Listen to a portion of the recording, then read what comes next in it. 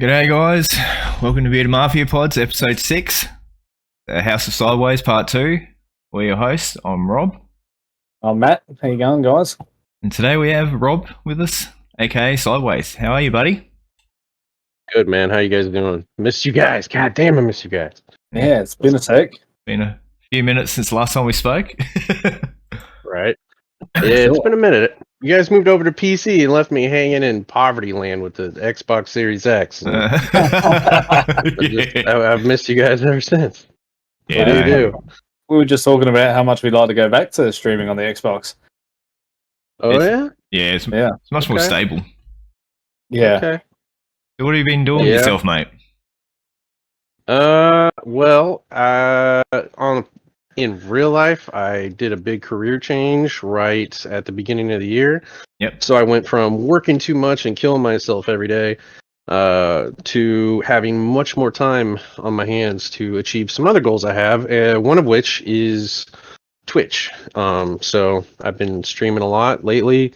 Been doing I was doing a couple Forza streams here and there. We did a couple like random game streams like Skate and one of the DBZ games. But primarily now I'm just doing giveaway streams where you get in, you play free bingo, and if you win, I got pull boxes with good cards in them, and people win free stuff. And yeah, it's been a lot of fun. Cool. I caught one of your streams the other day when you were doing the Pokemon cards. Actually, Yes, really you cool. did. I appreciate you. Yep. Yeah, it's a lot of fun. A lot of people enjoy it. A lot of people keep coming back and hanging out with your boy. So I'm keep doing it, I guess. Like, it's a lot of fun. Yeah, that's right. Like, what? Find what you love to do and stream it. Yeah, and so yeah, just yeah, that's about it. How about you guys? What have you guys been up to lately? I've caught a couple streams here and there, but yeah, the time difference is a killer. We've been smashing a bit of Far Cry 5 out. That's been pretty fun. Been enjoying it. It's actually very enjoyable, that game. Yeah, it really is. Yeah, open world, do everything at your own pace style. Yeah, what we like. Welcome into the chat. I was first time chatter too, Blood Raven. How are you? Yo, what up, Blood Raven? Yeah, I haven't actually. I saw one stream that you were like taking over like some mountaintop like towers or something. Yeah. It looks pretty cool. I've never actually played the Far Cry series games like ever. I've never played a single one, but like everyone I know that plays them loves them, so I know they're good. But yeah, this is the first one that I've ever played. Yeah. Like, I'm a third person guy. That's why I like GTA and Skate and the Dragon Ball Z games and stuff like that, because it's third person. Like me and first person, we don't get along. Yeah, I played the Primal one. I think that was like one of the originals. I think. Yeah. Oh yeah. And that was fun. I enjoyed that. I finished that game. But I started playing this on the console because me and Matt were going to play it on the console. Yeah. And then we got the PCs and all that sort of stuff, and then I found it on PC. And oh no, we got it on Game Pass on PC. Yeah, well, this is actually really cool. We got back into it again. It's so good. It's got I'm a Fallout guy, so it's got big Fallout vibes for me. So. Oh, for sure. Yeah. It's very similar style, very similar feeling. I mean, have you guys been playing GTA together at all? Like, because if you have, I might be heartbroken. I actually played last night with my. Did you really? Yeah, with my brother-in-law, because he keeps messaging me saying, "Oh, do you want to play so we can finish that heist?" I'm like, "Oh, can't tonight. I'm streaming something else."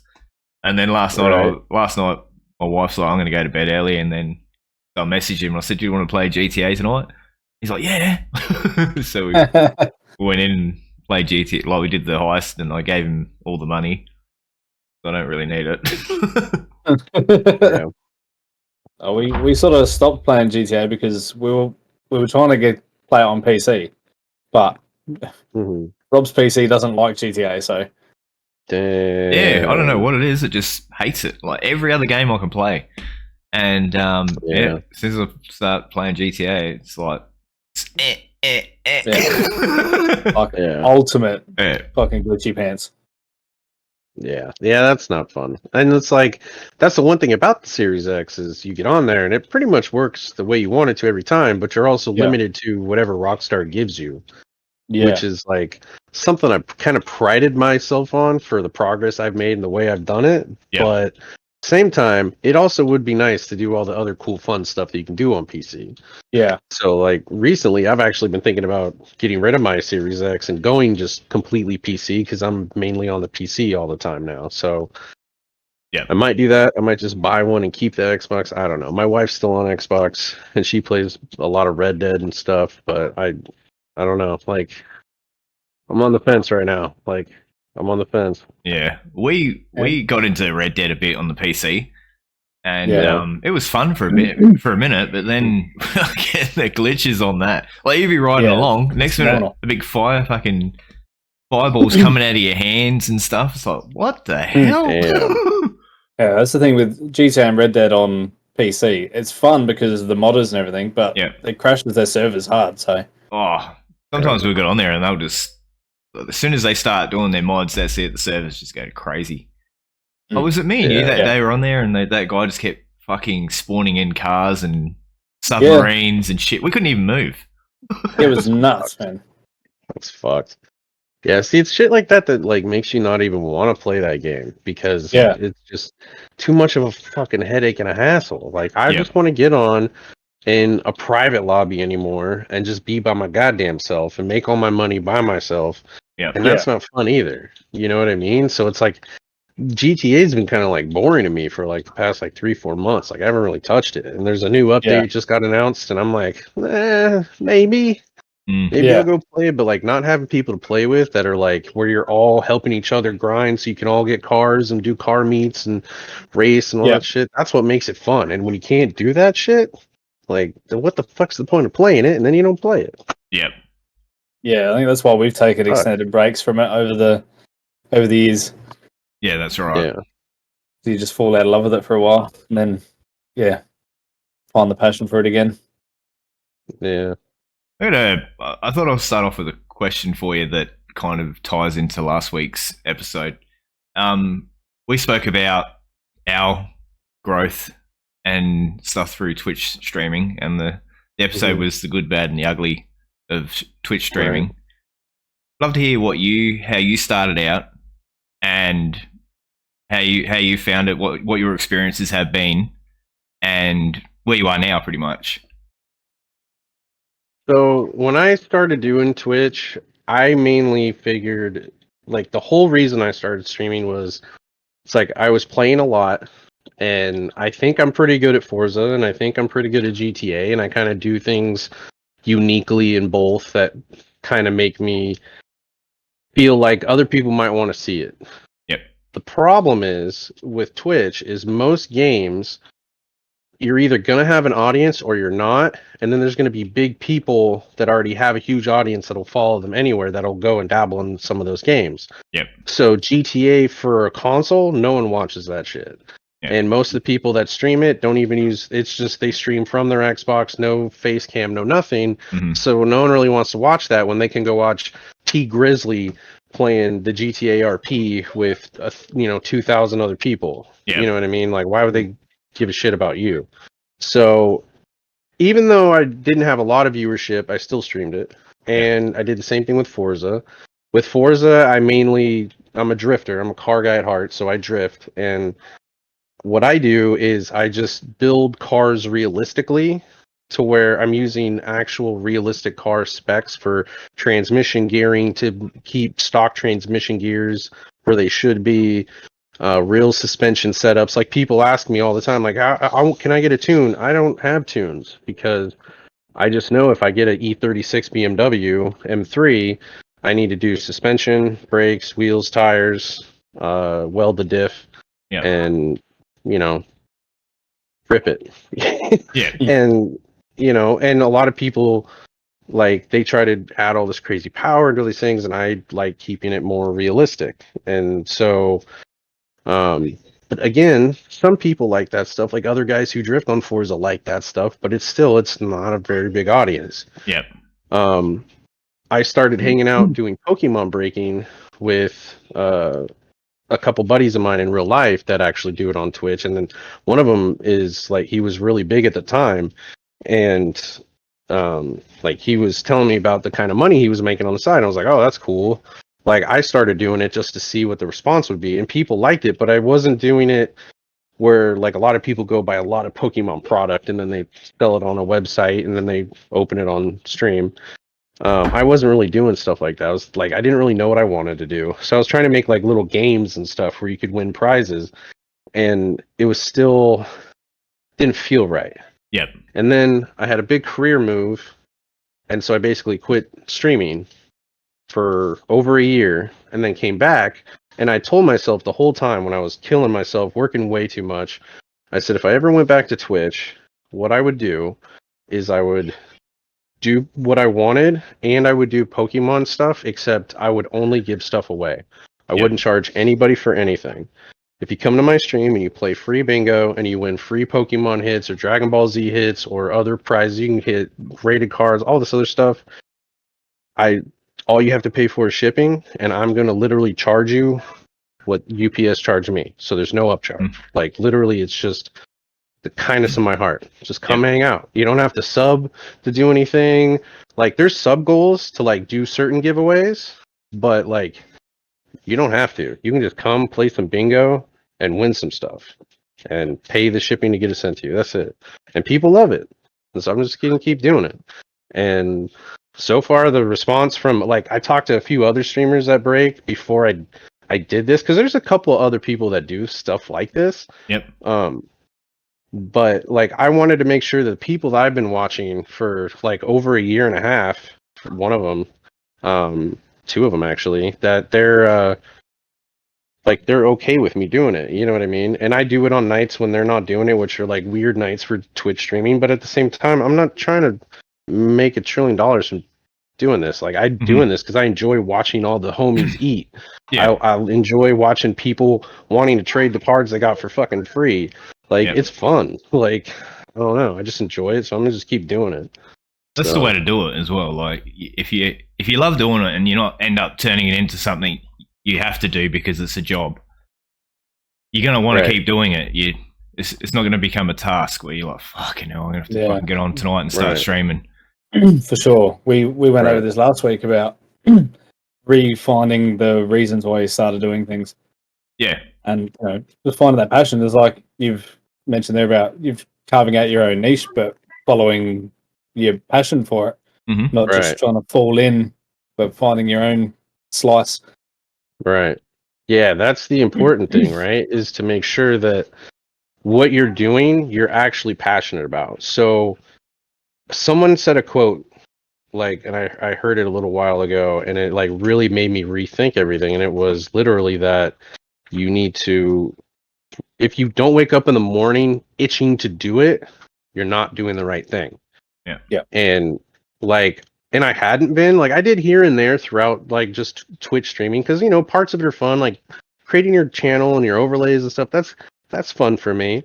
But it's like it's hard to like focus on drifting and what people are saying in chat. Yep. So it's like there's other reasons why it wasn't the best option, but I'm now like itching to stream. Like I want to stream every single day now. Like I wake up and I'm thinking about improvements to make. I'm thinking about prizes and giveaways and fun stuff I think people are going to like.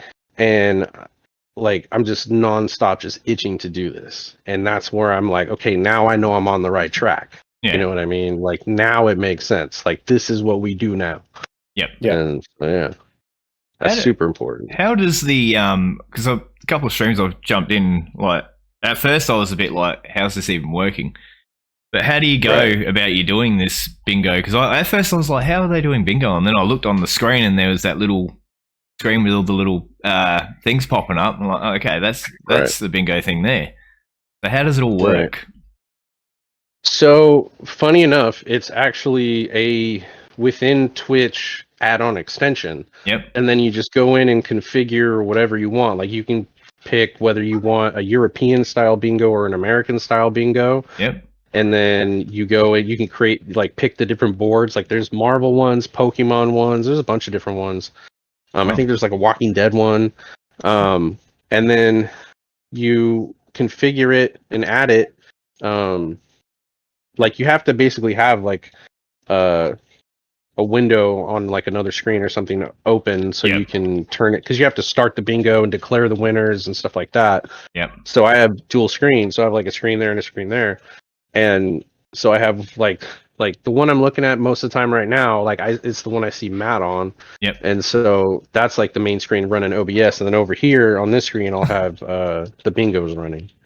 And then you just add the little bingo board to the to your overlay as a browser extension, and then that's it. You just size it up, put it where you want, and then run it from the thing. But it's a built-in extension from Twitch. And so literally you just start the bingo, and then people can go, whether they're on mobile or PC, they can pull up the bingo board. They can even cheer and buy more boards if you let them, which I do. And then, so sometimes like if the prize is really good, people like go in with like extra boards and stuff. So it makes it extra spicy, and we like spicy. So really cool. It's awesome. Free and easy. You know what I mean? And then I was spun out by it when I saw it. I thought, this is really cool. It looks really awesome. I think there's actually like a category for bingo on stream, but I don't go in there. I go to the Pokemon trading card thing, because that's the crowd I want to be there, because that's the prizes. You know what I mean? Yeah. Yeah, that's right. You don't want the bingo crowd. You don't want the grannies coming in. No. Nah, Boomer, stay at home. What's at home. Tell your Pokemon World War II stories at fucking old folks' home, eating your fucking banana pudding. I don't want nothing to do with it. Love you, but no. I think you mean Pokemon. Pokemon. Pokemon. Yeah. Before Matt asks a question, I have a question that I was meant to ask last time. And I noticed that you like to rollerblade. I'm not sure if you still do. I haven't kept up on the socials much, but are you still a blader, or you're no longer a rollerblader? You are? No. Yes, I am. So granted, I live in the Pacific Northwest, where basically for half the year you can't do anything that you can't get wet while doing. So can't really skateboard much, can't really rollerblade much. A lot of people mountain bike, because if it's dry, you have good weather for mountain biking on the trails. If it's wet, you have muddy ass trails, and that's fun too. But so it's kind of hard. We have a lot of great skate parks here, because two of the biggest skate park building companies in the country, if not the world, started up here. But at the same time, the weather sucks. So like I rollerblade and I skateboard. Like I do both. When I grew up in an era where it was okay to do everything, and then there was a shift. You know what I mean? So I watched all my friends having rollerblades, skateboards, BMX bikes, and just going out in the streets and going to schools. That was like our thing. We'd always go to schools and like skate ledges and jump out downstairs, and we had a couple places with dirt jumps and shit. But skate parks really weren't a thing when I was a kid. Like there was a couple in Sacramento, but like you had to pay to go in, and it was like an hour to get there. My parents weren't really feeling that, so But now it's like, fuck, I got a skate park 10 minutes from my house. I got the one I go to mostly is like 30 minutes from my house, but it's like way bigger and way nicer. So it's like, it's fun. Like, don't get me wrong, I'm not like retired X Games guy or any shit like that. Like, but when I was a kid, rollerblading was always the thing I was best at, but then I got heavy into skateboarding, started my own skateboarding company, the whole 9 yards. But recently, I just like thought about it and was like, some of the best time I ever had was on rollerblades. Like, oh, for sure. I saw one dude, Air Manatee, do a backflip and land with his shirt off, big chubby dude, and he's like, that's what peak male performance looks like, motherfucker. And it like went viral, blew him up. Like he's an internet fucking person now, and fucking but yeah, it made me think, like, I could probably do that again. So started doing it, and like, it's a lot of fun. I used to rollerblade all the time when I was younger. I used to rollerblade to high school and stuff. I was thinking about this before, and I thought, could you imagine someone rollerblading to high school now, like these days? You'd probably get shoved in your locker as well with your rollerblades. Oh, dude! Like, I saw a lady blading the other day, and I was like, I haven't seen there's that a shift in such going a long on right time. now, though. There's a shift going on right now where there's some rollerblade brands that have made it through all this bullshit and have band together and have enough pool that they're actually helping make a shift where, like, I go to a skate park now with rollerblades on and there's 20 skateboarders there. Yep. And I'm thinking, fuck, I'm going to get booed out of this bitch. It is the complete opposite of that. These kids have never seen a motherfucker, especially someone my age, on rollerblades, like doing anything. They're like, yo, are those rollerblades? Like, whoa, what can you do? Can you do a backflip? Can you do this? Like, are there, like, whoa, where'd you get those? Like, I've had the craziest reactions. Like, not what you expect. Skateboarders, like, if you show up and you know what you're doing, and you know the flow of a skate park and how to respect other people, like, you're fine. There's nothing to fucking fear. Yep. Like, who's gonna fight a motherfucker who's my age, willing to put on rollerblades and jump 10 feet above, you know, a coping on a mini ramp or a half pipe? Like, nobody. No. You know what I mean? People, if you go there and you suck and you're pushing people over, you're gonna get chased out of the skate park. But that's anybody. It doesn't matter what you're on. Yeah. So it's like, you show up, like, chances are you're going to get way more positive energy than you get negative. Like, I guarantee you. Yeah, that's for sure. Like, unless you go somewhere super rough. Like, you go to a real rough neighborhood, like, where they're, like, all in the same gang, too, at the skate park. Yep. Then, yeah, you might have a problem. But, like, nah.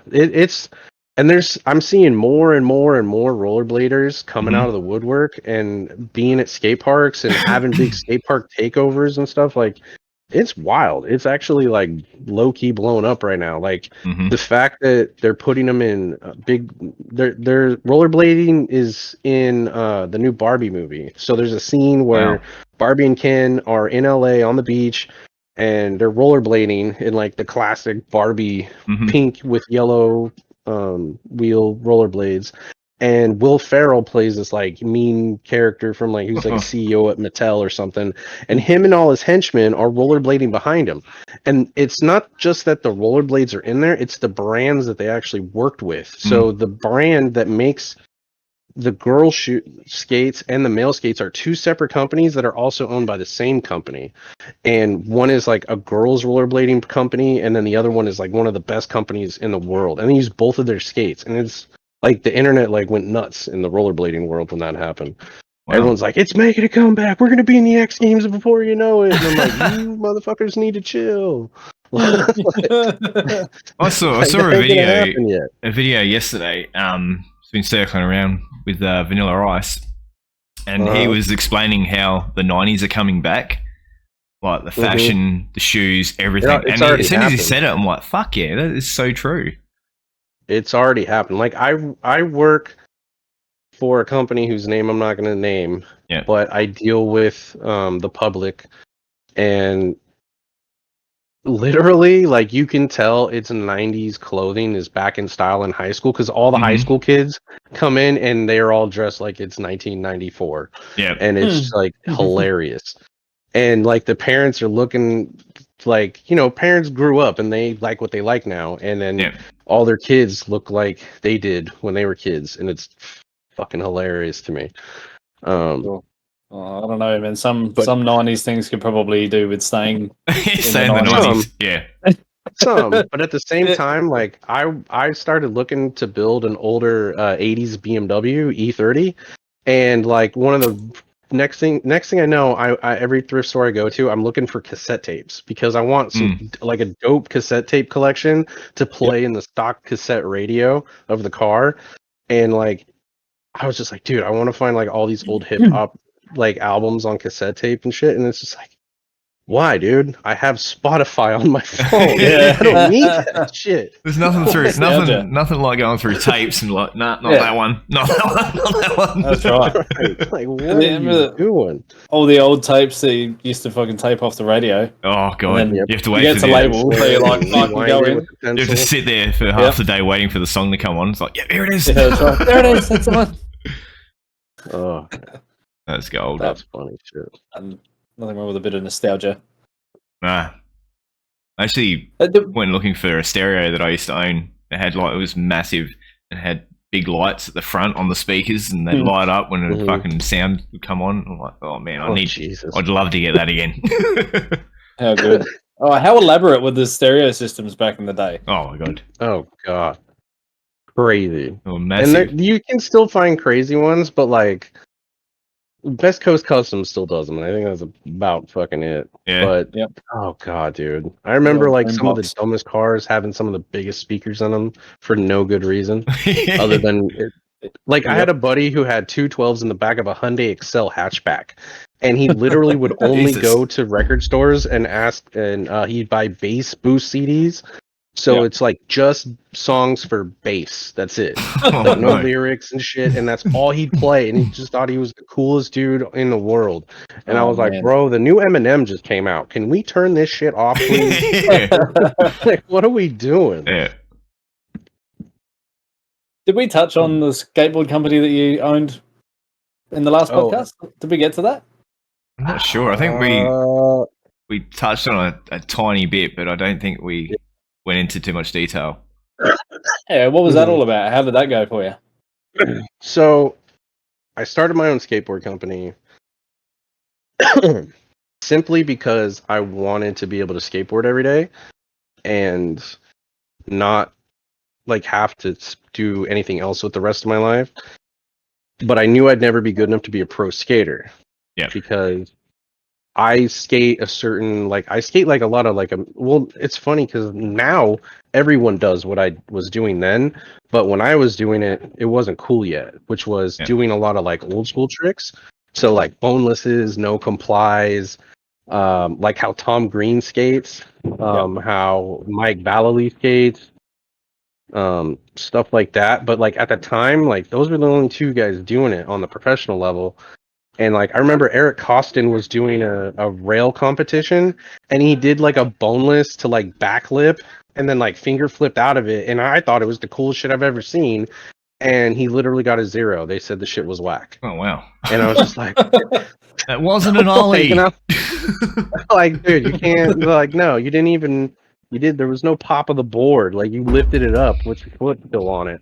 And I was like, dude, that's breaks my heart because I made tricks up where a boneless front side, it's a boneless front side flip, boneless big front side big spin, 2 separate tricks. So basically, you go up and do a boneless, and while you're up in the air and your foot's still on the board, I would finger flip the board out of my hand to the coping and land on it. But you don't want to let it sit there and then you land on it. You you flip it and catch it and then land on it. And then I did one where I did a 360 with the board, and then I do I go up this way and I land opposite, so it's my body does a varial, so it's a front side big spin basically. Yep. But no one else was doing that shit at the time, and I would do them big. I wouldn't just go up and barely be above the coping. I would go high, 3 feet in the air and come down. And it was cool, but my homies thought it was cool, but nobody else fucking did at the time. So I was like, shit, what do I do? So I said, fuck it, I'll start a skateboard company. And I wanted to, I was trying to come up with names and shit. And then I met this kid one day. He was friends with my little brother, and he had these 3 skateboards. They were all painted one color. And he's like, hey, man, you need a skateboard? And I'm like, yeah, I do. And he's like, here, I'll give you one, $10. And I was like, okay. So I gave him $10. I'm like, how the fuck do you afford this for $10? Is it shit or what? And he's like, no, man, I buy them on eBay and I get 10 for $100. And I was like, all right. He's like, I sell them to everybody else for 40. And he's like, but they only cost me $10. And I was like, oh shit. And they come with grip tape? And he's like, yeah, they come with grip tape. I'm like, all right, bet. So I hemmed and I hawed about it in the back of my head for a few days, hanging out with my homies and shit, skating a lot. And my parents were going to go out of town for the weekend. And we had me and my ex at the time and my siblings, my brother and my sister. And then one of my homies were all just going to stay at the house for the weekend.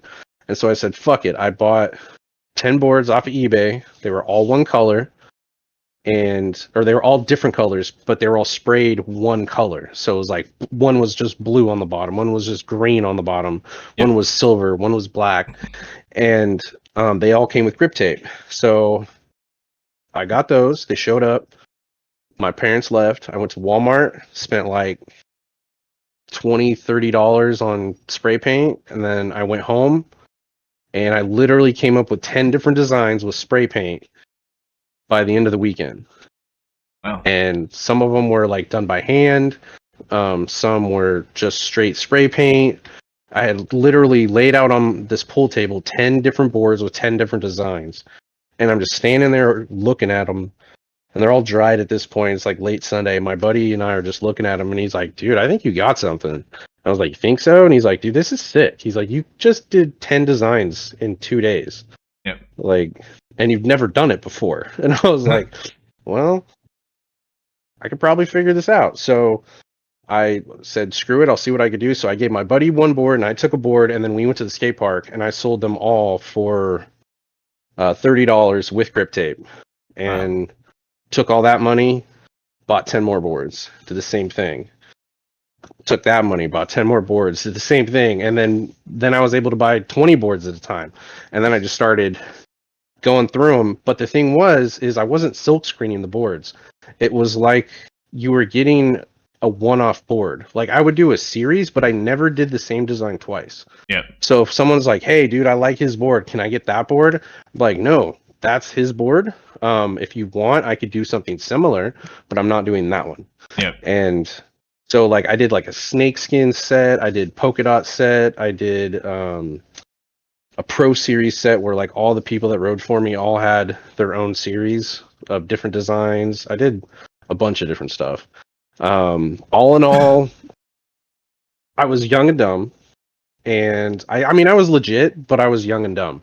Yeah. So I had all the offers from all the local skate shops and bike shops in the area where I lived. They all wanted my boards in their stores, and I told them all no. I sold everything myself. I did all my own distribution. My ex did my books. Basically, all I did is I made a bunch of boards every day, and then I would go to a skate park, whether it was the one I live at or one out of town or whatever, and we would just sell boards, me and the homies. And it paid my bills, and it paid I ended up selling the business, and then that was the end of that. I did it for like 3 years, I think. 2 years. But yeah, it was a good time. It was a good little chunk of my life, whereas it was weird because of like a lot of people knew who I was in like the town, like the area where I was. Like I couldn't go anywhere without people knowing who I was, who I didn't know, and it was like the weirdest feeling. Like I'd be in Safeway and like some little kid would be like, "Oh hey," Rob. And I was like, "Hey, what's up, man?" And my ex would be like, "Who the fuck was that kid?" I'm like, "I have no idea." I don't know. Yeah, just like it was like that for a little while, and yeah, instead of like knowing what I know now, I would have done things differently. I would have like got distribution and made distribution deals with stores and stuff like that. Yep. And I would have done silk screening so I could do it on a larger scale, but I would still do it in a limited number, to kind of keep it the way I used to have it. But being able to sell like 1,000 boards with a different design on every board, like no one else I know can say that. Like I know there's some other artists that do like art that way with skateboards, but these were boards that people rode. Like these were not meant to be art pieces, really. Like there was a couple I kind of did artsy, but for the most part, it's like I put a design on it. You didn't have to pay $50. You only had to pay $30, and you went and skated the shit out of that board. And they were good quality boards. Like that was a big thing for me. Like they had to be good quality. Yeah. And but yeah, it was a lot of fun. And then I sold it, and then the guy who bought it owned a skate shop, and then he was going to try to like turn it into the next Rob Deerdick brand for like DC, and it never happened. So, Yeah. it's yeah. What did you sell in the end? I saw a shift in skateboarding, and I saw a shift in just the area where I was. Like part of it, like the eye opener moment for me was I lived in like a smaller area, we had a mall, and one year, it was like my third year, I took my first big hit, because every time, like every move I had made was always very safe and very calculated, and there was constant progress, and I had set myself up for the first time. I took a bet on myself to have a big Christmas season, and I thought I was going to be taking pre-orders and stuff like this, and I did, but not nearly on the scale that I was expecting, because this like big bargain store opened up in the mall, and it was like all this shit that like Ross couldn't even sell got sold there. So it was like super discounted clothes and super discounted like everything you could think of.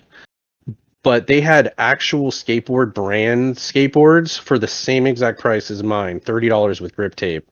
And it was like this huge craze that happened at the time with like Facebook groups, and word got out about this store, and like every mom went in there and bought up all the skateboards. And so no, like literally just like crushed my whole projected sales goals for the Christmas season. And I just like, I thought about it, I was like, oh shit. Like I thought that there was going to be some like a shift, but I didn't know it was going to be this big. So I already had a few offers for people to buy the business from me, but the one that I thought was the best option turned out that maybe wasn't the best option. I got my money, but the brand didn't continue the way I thought it would, and I think he ended up selling it to a different skate shop in, I think, like Ohio. And I don't know if it's still alive now. Like, I haven't checked in a few years. What up, Choco? Appreciate you, homie. I see you in the chat. You g'day, Choco. Yeah. Yeah, that's a cool story. Yeah, I mean, it was a cool chapter in life. You know what I mean? I got to do what I wanted. I got to skate every day and like build shitty little skate parks sometimes, and just have fun and enjoy life before. And then after that, I got into sales, and then I went from sales to like a manual labor type job, worked my way up into leadership roles, and then just stayed in leadership. Like, yeah. Weird how shit works out. It really is sometimes. It's cool though that you seem to have lived life where you've taken a few gambles on yourself, which I think you have to. A cool thing. Yeah, so that's sort of where I'm at personally at the moment too. So yeah, it's a cool. It's an uncomfortable place to be, but it's the best place that you could be.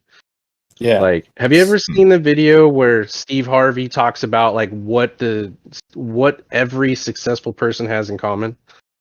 Have you seen that speech? I reckon I might have. I think I might have. I do like Steve Harvey, actually. Yeah, dude. That dude's got so much good wisdom. But he does this one video. He's like he's about to like get in his car and like leave the studio or something. And he's like the one thing that every successful person has in common is they weren't afraid to jump. Yeah. Because they all had to make a jump. They all had to bet on themselves and believe enough that they can quit their job and invest every dime they have into their passion and make it work. Like, they're all the ones who were able to jump. And he's like, when you're ready to jump, you'll be successful, but you gotta jump. When you see that opportunity, you gotta jump. If you don't, you're gonna fucking regret it. And it's the realest shit to live by, if you could live by fucking anything. And for me, like doing what I'm doing now for like my career outside of Twitch and everything else I do, it's the same thing. Like I said, I see brighter futures ahead if I go this way, and then I don't see that where I'm at. And where I'm at's comfortable as shit, but I want to bet on myself. I want to go chase that shit. And so that's what I'm doing now. And it's fucking been great. Everyone's happy. Everyone's supportive. And that's all you could ask for. You know what I mean? Right. Yeah, absolutely. It's liberating too, I think. I remember the day I quit my job, and, it's uncertainty, but it's liberating. My headspace instantly within 2 weeks was clear in such a better place. Like, oh, dude. I'm telling you. Another great bit of advice I got was from my old German buddy. And I mean, he was in his 50s, and I worked with him. He was a truck driver, and we were working one day, and I was fucking miserable at this job. And I loved a lot of the people I worked with, but I hated my fucking boss. Yep. He was a dumb motherfucker. And I was hemming and hawing. I was like, fuck this place. I want to quit. I don't know what I'm gonna do. Like, my buddy offered me a job working at a car dealership, and he's like, I think you'd be good at it, blah blah blah blah blah. And he's like, and he just like stopped. He's like, hey Rob, because he had this like crazy German accent. He's like, hey Rob, and I said, what's up, Klaus? And he's like, you know what? Life's too short to be unhappy. And I was like, what? He's like, life is too short to be unhappy. And I was just like, you're goddamn right, dude. Fuck this place. And I put in my notice and I left, and it was like the best decision I made at that point. You know what I mean? Just because it was so fucking stupid liberating just to be able to go, you know what? Fuck this place. I'm better than this shit. Yeah. I know that moving on is scary, but my level of unhappiness is much scarier if I stay. So fuck this shit. And deuces, I'm out. Absolutely. And I think it's like putting like value on yourself. It's like that's the part, like the mindset part is like, well, you know, I do value my time and my life, you know. Fucking there's nothing more valuable than the time we got right now. Absolutely. And that's another thing. I encourage every person I know to figure out what their dollar an hour amount is. Yes. And that is, like, I don't care if you're asking me to help with your car, help with your computer, or help with anything. If it's someone you don't know, someone you don't care about, what are you going to charge them to do that shit? What is your per hour rate? How much can you make on your own right now if you just said, fuck this, I'm going to jump on Facebook Marketplace and start slinging some car parts and, you know, start flipping cars and shit? Like, how much would I be making then? And figure out what your hourly rate is worth to you. And then when you go to a job and you don't like that shit, and you're making $18 an hour, but you know you've invested your own money and your own time into yourself just flipping car parts, that you could be making $100 an hour. The fuck are you doing to yourself? Fucking leave, homie. Yeah. Man, I'm a butcher by trade, and I remember my latest job. We were getting heavily underpaid. Everyone was, and I said to the people there when I was leaving, said, if I was to say to you, give you this job that's going to take 5 hours on the weekend doing the exact same thing you're doing right now, and I offered you $120 to do it, you'd say no, and we're mates, right? But you're willing to do it for this massive company that doesn't give a fuck about you. Yeah, they'll have you do it every day of your life. Bro, you could die and they'll have your job posted the next fucking day. They don't give a fuck about 100%. You. They may say, oh, we're a family company. We love our people and we treat our employees like family. You need a day off? No problem. Motherfucker, they do not give a shit about you. Unless it's a small mom and pop company where there's fucking 6 employees and 3/4 of them motherfuckers are their direct children. They don't give a fuck about you. Like, you are just a number. Like, that is a fact. Like, I don't care how long you've been there, how much they say they love you. It's a stone cold fact. And when you're able to accept that and realize that and then go, okay, am I going to let them dictate my life, or am I going to dictate my own life? And then go, okay, fuck this job. I don't like this job enough to want to do 100%. So I'm going to go do something else that I enjoy and want to put in 100%. Want to wake up, get excited to go to work. When you start going to work and you dread getting out of the car in the morning, you're like, oh, fuck, should I call out? Fuck this shit. I don't want to do this. That's your cue to go, homie. Leave. Absolutely. Like, I see so many motherfuckers who look so miserable in their jobs and they work at fucking Panera. Bitch, I bet you Carl's Jr. is hiring. Like, go.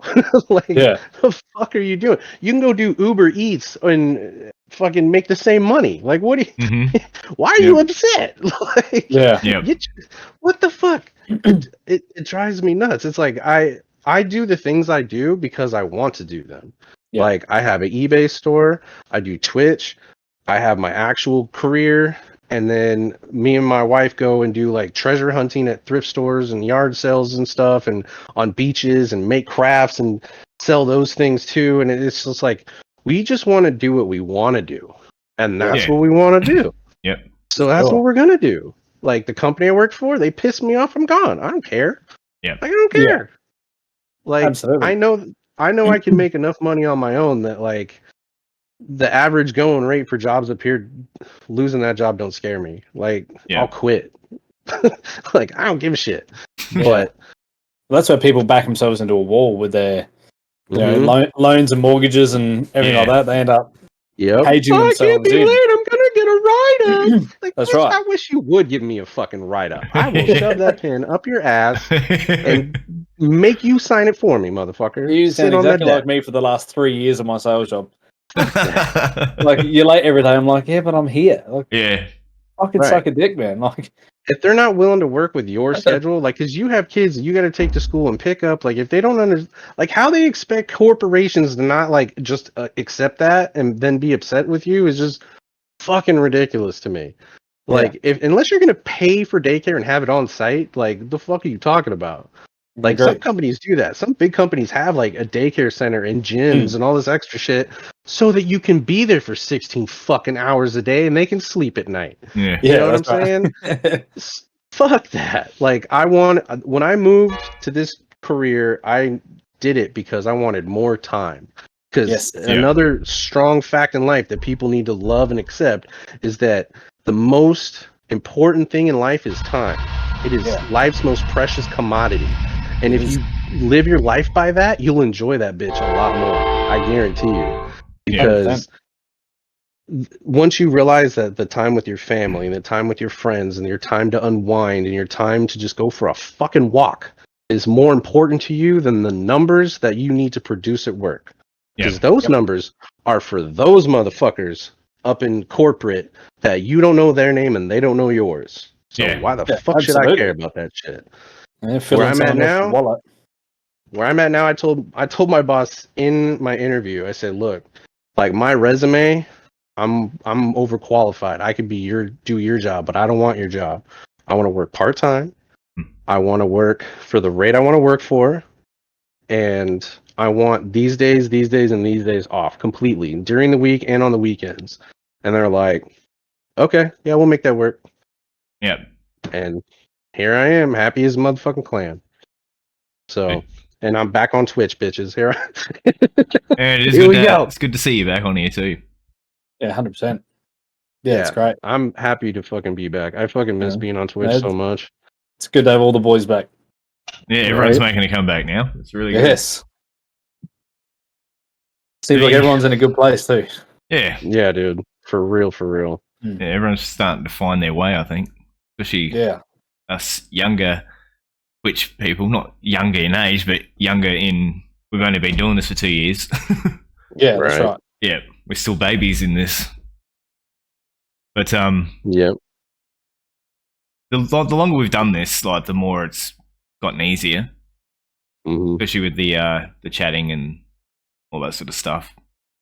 But it's finding the right game, like you said, like we were talking about before off camera, about when you get raided, you've got like 30 seconds to keep those people there, keep them intrigued and wanting to be.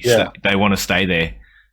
Yeah, and now I said about how people have videos now, raid videos when they pop up. That's one thing I'm definitely going to look into doing, because that'd be cool when you're halfway through a game and you're like, oh shit, I'm getting raided, and it's like, oh, I can't pause this or anything. And I swear I got to get that balance. Yeah. Because majority of the time we get raided is like, we're asked deep. 2 times we get raided, right? Oh, yeah. We're the fucking knee deep in the game, like it's the most hectic time ever. Or we've just said goodbye. we're about to switch off. Yep. So you guys like, oh no. Fuck's sake. That used to happen. That used to happen all the time. Like, we'd be like, all right, we're gonna go. Thanks everyone for dropping in and all that sort of stuff. And I had my finger on the fucking stop stream button. And next minute it's like, you've been raided. It's like, oh, for fuck's sake! It's like, shit, we can really jump back into a game. Panic. Hey everyone, we're just loading in. Yeah, we just started. Right. But yeah, hey, speaking of, sorry, go. No, go ahead. I was just saying, I definitely got to do a raid video. So then, while they're watching that video, I can do whatever I'm doing, and then once it's back and they're back in the chat, that's when I can start interacting. Yeah, we'll get into our outfits and quick dress change. Yeah, I got to get mine set up for sure. Like all the streams that I go into a lot, when they do it for me, it looks so sick. Like, because it just pulls up a video of me drifting, or I think right now, like they're all drifting ones for the most part. Like, there's none from like the giveaways yet. But I a lot of times it's just drifting videos, and people pop up and they follow me just because they like the. They're like, oh shit, he like drives pretty good. Like, look at that, he's right on that motherfucker's door. Yeah. And then they're like, oh shit, I'm gonna give him a follow. And then and then some of the channels I go to, they do like giveaways when people rate them and shit. Like I was telling you earlier. And that helps you out. Like, you go and you bring your community over to them, and then they help get some of their community over to you, and it's a beautiful thing. Like, there's enough for everyone to eat. Yeah, and that's something right. that I feel like a lot of people need to remember. Because some people get all hoity-toity and uppity and like, oh, my community. Like, it hasn't happened to me, but I've heard stories. I'm just like, bro, like, why? People like what they like. If they don't watch you anymore because they like something else better, make your shit better. That's right. Yeah. Accept that truth and progress. You know what I'm saying? Like, it's kind of like the business world too. Like, the pie is big enough for there to be enough slices for everyone. Like, and then some. You don't need to have half of it. Like, you can have a bit of it. Yeah. Right. I've seen too many people try and mimic other people. Like, they're always like, so the same sort of thing you said there. Like, they'll find someone better, so you be better. Some people, instead of trying to be better, they'll try and be like that person. Yeah. And then it just comes across cringy and so bad. And then it's like, you're not going to get anywhere if you're going to try and be that person. You got to be yourself and be better. That's a metaphor for our world. Like, you look at everything. You look at sports. You look at the top guy. I'm a big UFC guy. Look at the UFC. Right? Love or hate Conor McGregor. Look at him, and then look at everyone that's followed.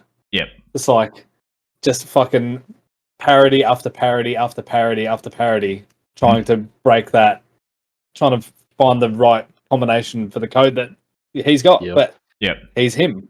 It's like it happens everywhere. It happens in business all the time too. Companies that one breaks the mold, and then you get 50, 100 others that follow the exact same line. Well, it's just like football teams. A team will do well, true. So then that's right. Teams will mimic their gameplay, and then it's just for some reason it's not working because that team knows how to do it really well. That's right. Where this team is struggling to learn how to do the basic gameplay that they're being taught. Yeah, that's right. So you just make your own shit up, and you make it good shit, pretty much as good as you can. Inspiration's there. You take bits and pieces from everywhere. Everyone gets inspired by something. It's just you got to find your own personal way to apply it, I suppose. Yeah. Yeah, I agree with that. Yeah. Do you have any games you're looking forward to playing? Any new games coming out at all? Have you interest? Honestly, not really. Like, the only game that I know is coming out that I can see myself, that I know I'm going to buy and play, is Skate 4. That's the only one I can think of right now. Like, sure, another Forza Horizon, maybe the new Forza Motorsport. Maybe, I don't know. I need to see more about it because I haven't played like an actual motorsport in a long time. Like, basically, once the Horizons came out, I was like, I'm a street guy. I want to be on the streets, like, and I make the most of that shit, and that's what I like. And it's open world. I can do whatever the hell I want and go off roading when I want. I can do this, do that. I'm not stuck in a race suit in like the top tier racetracks of the world trying to get a best time. I don't care about that shit. But they are good tracks for drifting. So it's like, But then on Forza Horizon, you can customize your own tracks. And so I have a bunch of like downloaded tracks that other people have made for like real world tracks that I want to go drifting at. So, I mean, so there's that. So I'm like, well, so I don't even know if I'm going to get the new Motorsport. I'm sure I'll get the newest Horizon when it comes out, and then Skate 4. But other than that, like, I'm not. Maybe the new Star Wars game it's supposed to be coming out.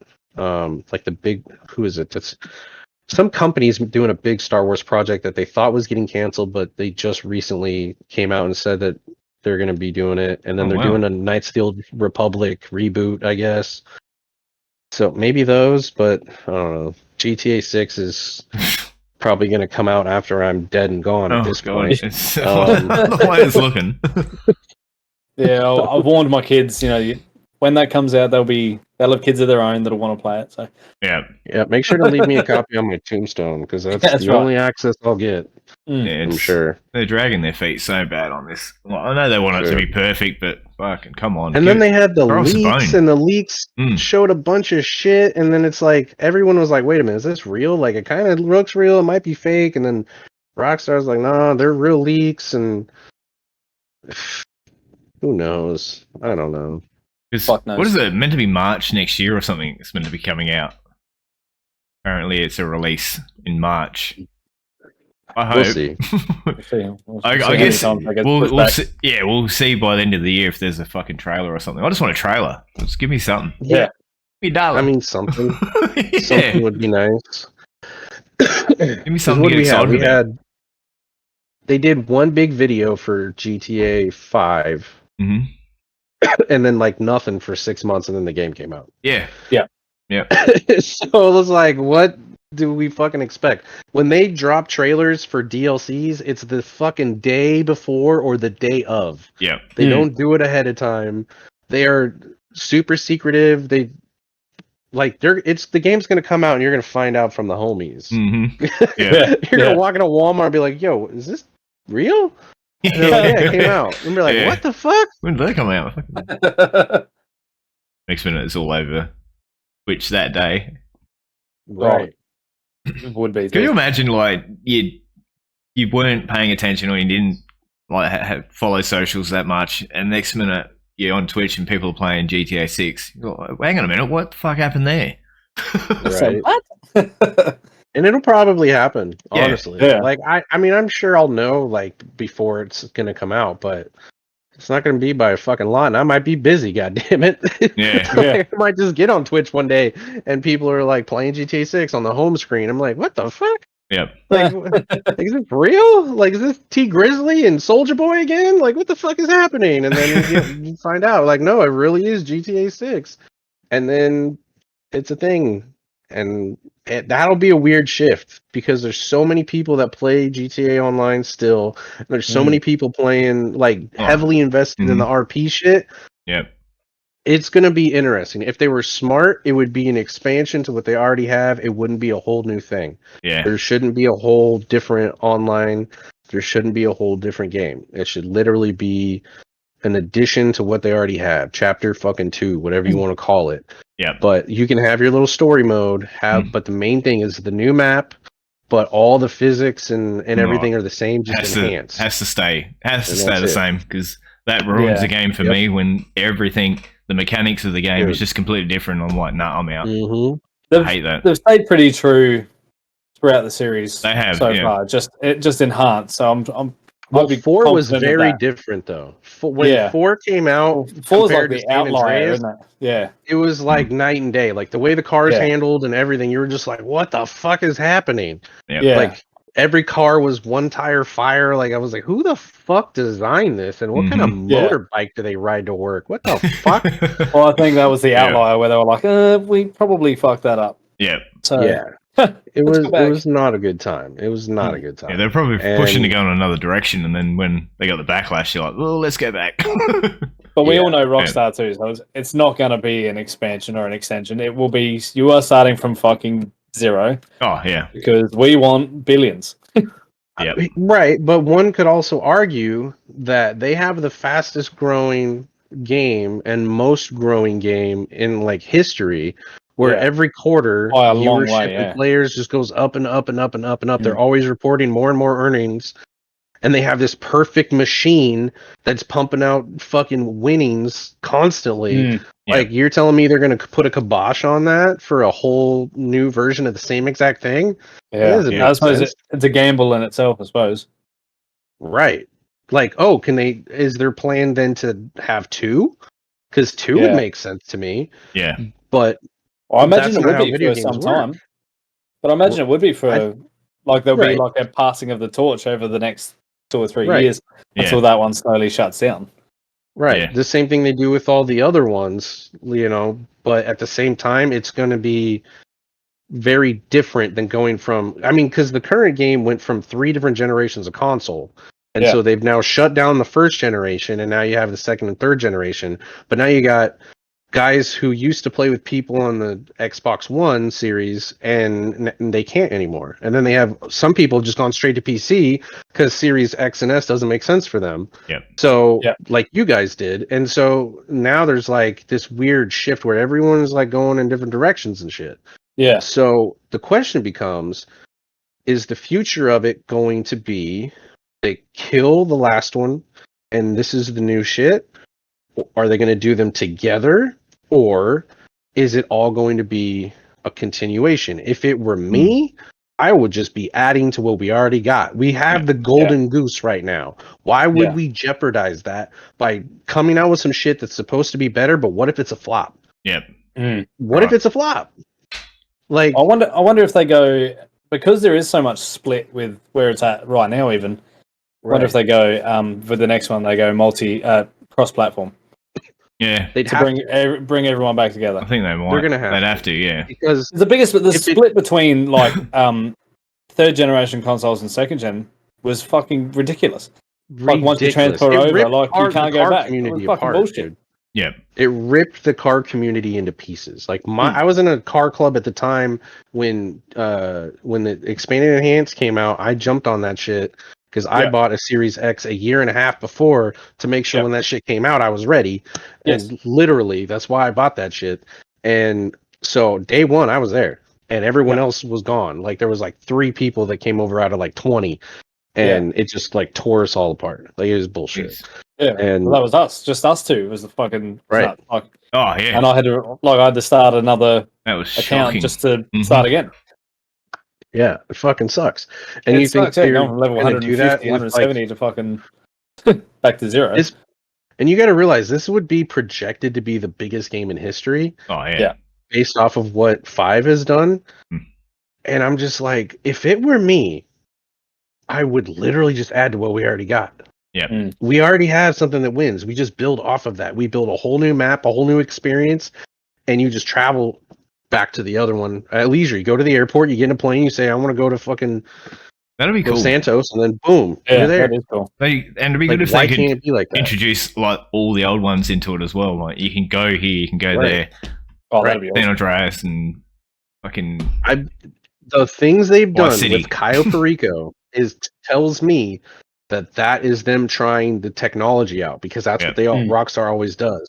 Like they put the BMX mechanics in Bully, and then GTA San Andreas comes out, and the BMX thing is the first thing you do in the game. Yeah, it's like, and then they did shit with Red Dead Redemption to test for GTA 5. Like they did all the fucking like all the cinematic stuff and like the animals and all this shit. They tried all that technology out for GTA 5. So GTA 5 comes out, and then they try to take GTA 5 things and get them ready for Red Dead 2.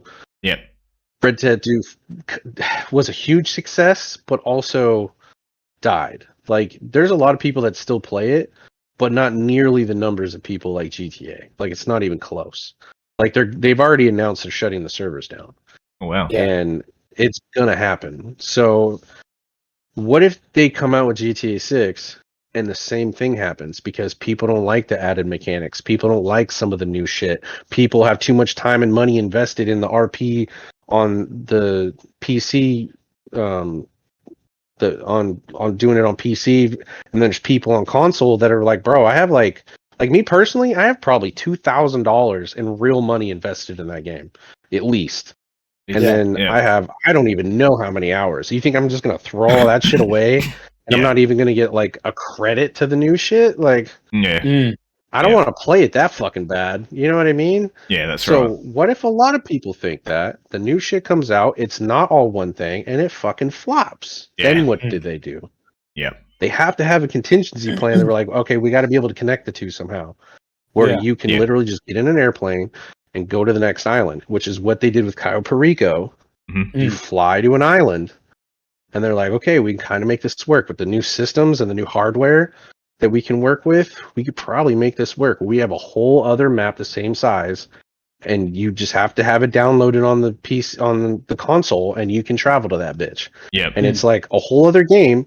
And there's going to be different things you can do. Like, I'm sure it'll be like every other update. They just keep adding stuff that your character can do and gestures and all these things. Like, they can do the same thing, just not large scale. They just keep a bunch of, like, in the pocket so that when the game drops, it's like, it seems like a new thing, but they just smoothed some shit out and added some stuff. But it's the same thing.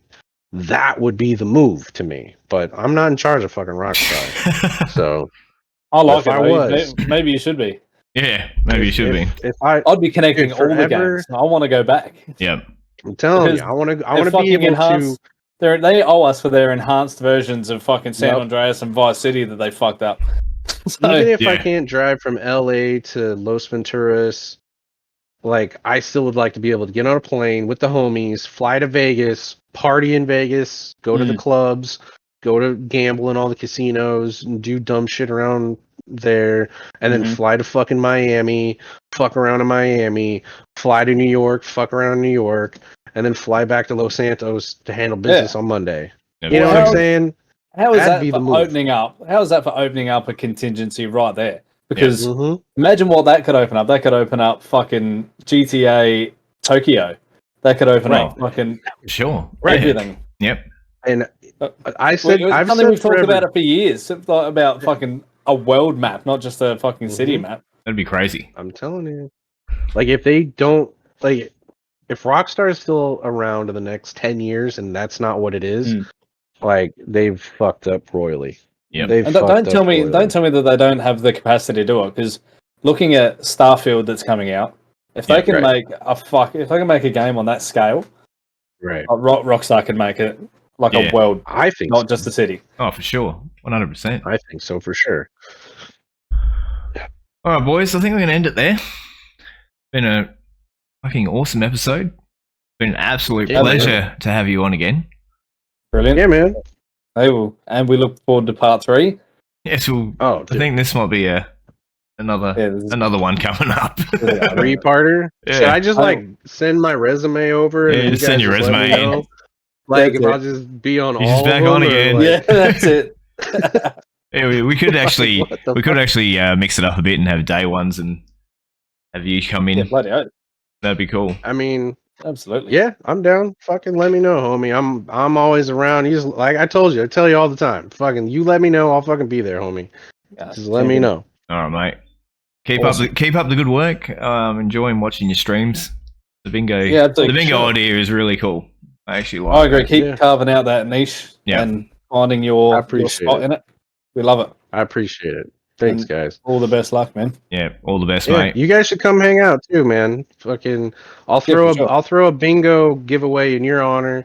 Every bingo person has to be following you to win the prize. Just because. All right, brother. So take it easy. Thanks for everyone jumping in the chat. It's good to see you all. Yeah, appreciate you all. And, take it easy, guys. We'll talk later. All right, catch you guys. See you guys. Peace.